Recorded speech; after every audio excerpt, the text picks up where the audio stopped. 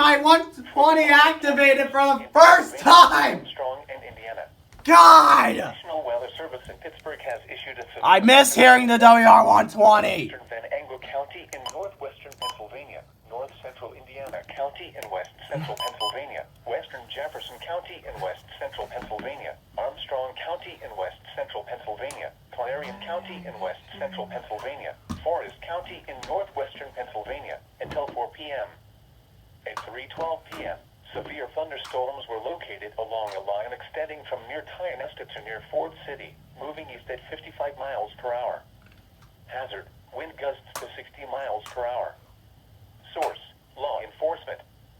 Impact, expects damage to trees and power lines, resulting in some power outages.